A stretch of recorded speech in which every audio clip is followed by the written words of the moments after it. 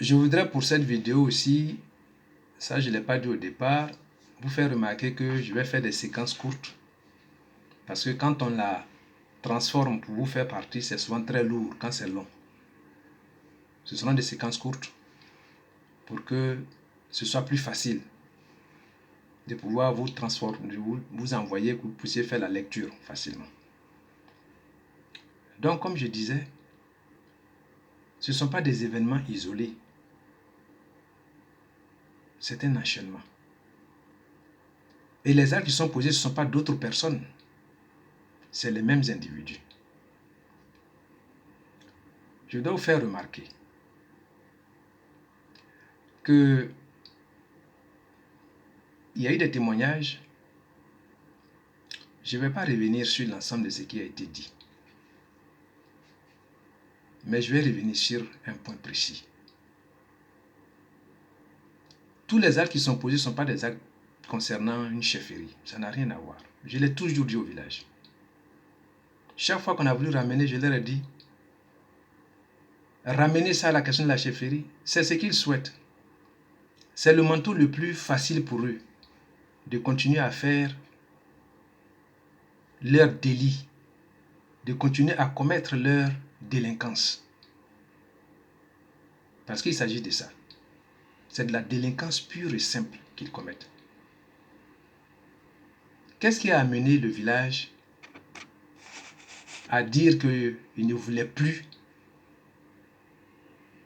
de l'ancien Tinedrissa? Qu'est-ce qui a amené? Ce sont leurs actes. Tinedrissa a fait un règne de près de 30 ans. Ces individus qui sont là, ils ont quel âge? Imaginez, durant 30 ans, qu'ils ont été éduqués de cette façon. Et c'est de cette façon qu'ils ont mené leur vie. Et dire qu'aujourd'hui, on mette fin à ça,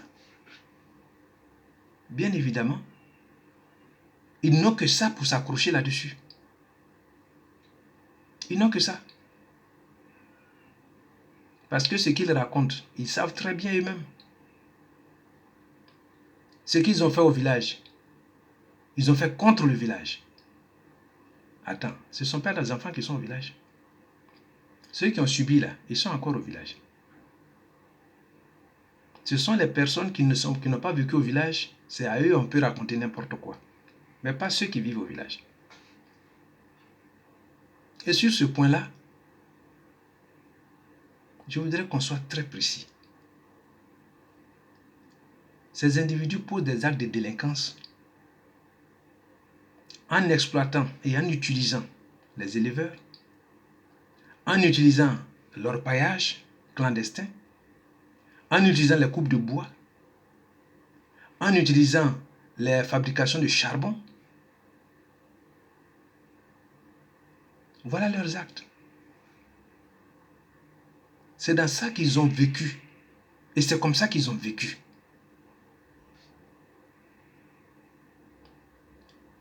Leur malhonnêteté les a conduits à ce que tout le village se soulève contre leur papa, leur oncle, qui était aussi comme un complice avec eux.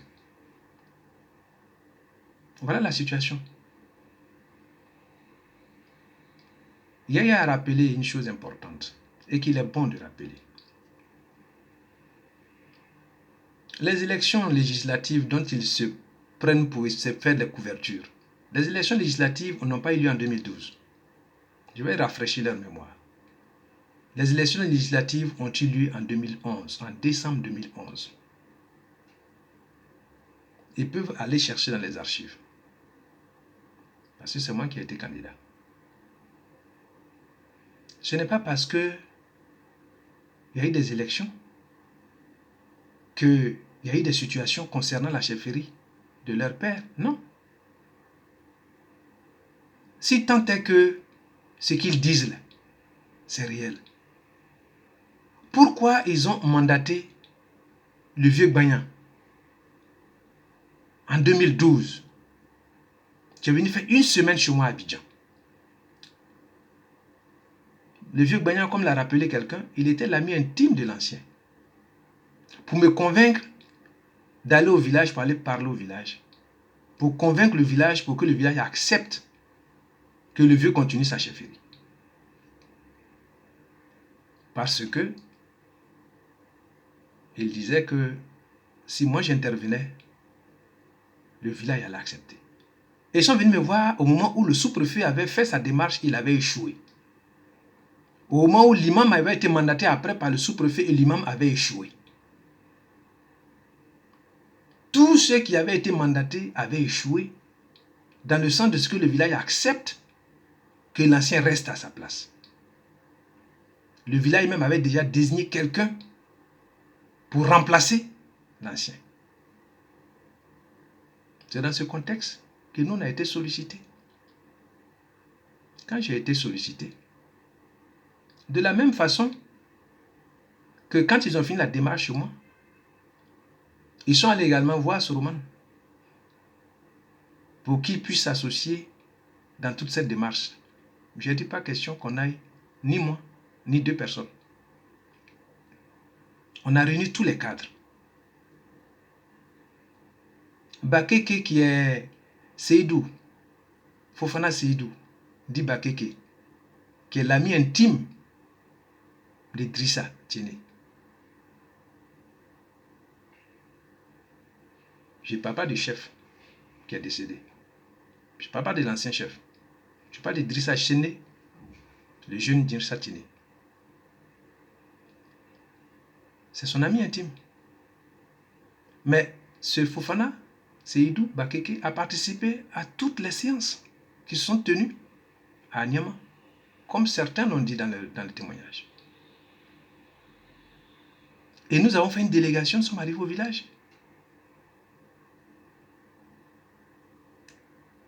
Et nous sommes allés au village, pourquoi? Pour aller raisonner et le village et l'ancien et mettre chacun devant ses responsabilités pour qu'on puisse dépasser la crise et que les choses reprennent. Ils étaient tellement forts à l'époque. Pourquoi ils ne se sont pas imposés à l'ensemble du village en son temps-là? Pourquoi ont-ils cherché de la médiation extérieure? Pourquoi sont-ils venus nous demander d'aller faire ça? Comme ils étaient tellement forts. Ils font semblant d'oublier. Mais Dieu merci. Pour les derniers événements qui sont déroulés, depuis l'année dernière jusqu'à cette année, ils ont fait par écrit. Ils ont signé. Ils ont fait tout par écrit. Ils ont tout signé. Et tous les documents qu'ils ont fait par écrit, qu'ils ont signés, ils ont des copies. Nous en avons aussi copies. On dit à mensonge quand on dit oui, on a dit que. Il ne s'agit pas de on a dit que. Ici, là, c'est on a écrit pour poser des actes.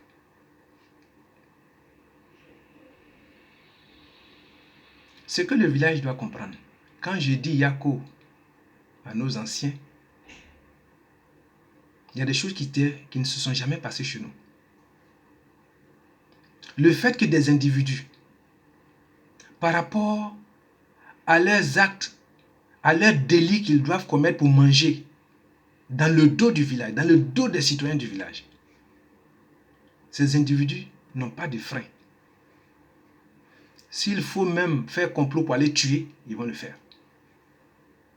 Et vous le savez bien, j'ai échappé à un assassinat en mars 2020. Ils étaient allés planifier ça, ils sont concernés par ça. Il y a une plainte qui est portée sur ce dossier-là qui est en cours. Ils sont dedans. Ils étaient dans la planification de ça. En plus de ce qu'ils avaient tenté de faire contre le vieux Djomo.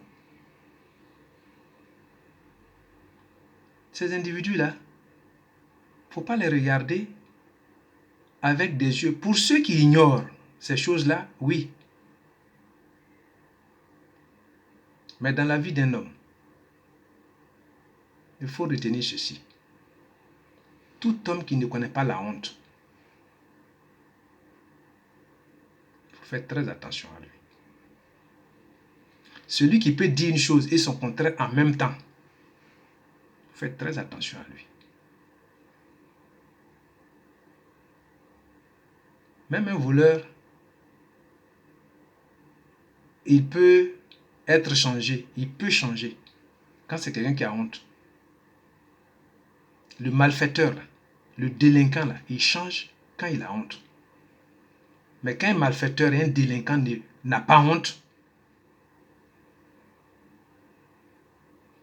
ça, c'est-à-dire c'est le sommet de tout. C'est le sommet de tout. Il n'y a pas quelque chose au-dessus de ça encore. Il n'y en a pas. Et ce sont ces actes-là qui ont été posés contre le village. Je dis Yako parce que à nos vieux, parce que quand des gens décident de ne même pas reconnaître nos traditions, de ne même pas reconnaître qu'il existe des anciens au village, des patriarches au village. Tous les actes qu'ils ont posés, qu'ils ont écrits, là, ils l'ont écrit pour affirmer à nous, la communauté, la collecte Nakarabada, dans leurs écrits, que c'est d'autres villages qui décident et qui choisissent le chef de Nakara. Nakara n'a jamais été esclave. Nos parents ne nous ont jamais dit ça. On n'a jamais été esclave. Je peux comprendre que certains individus parmi eux soient d'une descendance d'esclaves. Mais ce n'est pas Nakara. Parmi eux, là, certains de leurs parents étaient des esclaves. Mais pas des esclaves d'un autre village, mais des esclaves au sein de notre village. Cette culture-là, ils peuvent l'avoir, mais ils ne peuvent pas l'avoir contre le village. C'est le village plutôt qui peut les traiter de cette façon-là. Quand vous allez réunir des villages, quels que soient vos intérêts que vous recherchez, pour dire qu'il n'y a pas de patriarche au village, et que c'est les autres villages qui doivent se réunir pour choisir le chef de votre village, vous avez tout dit à ces gens. Vous leur avez donné toutes les cartes. Fort heureusement pour Nakara que ce sont des mensonges. Fort heureusement pour Nakara que ce sont des mensonges. Et je pense que ceux-mêmes qui s'étaient impliqués avec eux ont compris aujourd'hui. En dehors de ceux-mêmes qui sont leurs manipulateurs. Parce que ceux qui sont les manipulateurs, là, et ils continuent, ils ne arrêteront jamais. Parce qu'eux, ils savaient déjà la vérité. Il y a peut-être quelques-uns qui de loin ont participé, ils ne savaient pas. Mais tous ceux qui sont autour du village, qui sont autour de nous, qui se disent canton, qui se disent village, etc., ils savent bien cette réalité. Ils le faisaient exprès. C'est tout cela qui a abouti à ce qui s'est passé en janvier. Pour éviter ça, et pour que le droit puisse permettre de mettre fin à ça, j'avais porté plainte contre eux, à ces gars-là. Ils ont refusé de répondre à la convocation du juge. À toutes les convocations, ils ne sont pas partis.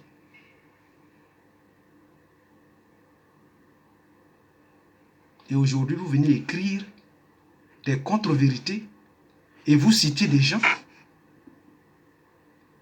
non seulement par leurs actes, ils ont nié le fait qu'on a des patriarches, leurs actes anciens, mais dans leur convocation, ils viennent même convoquer le porte-parole du village.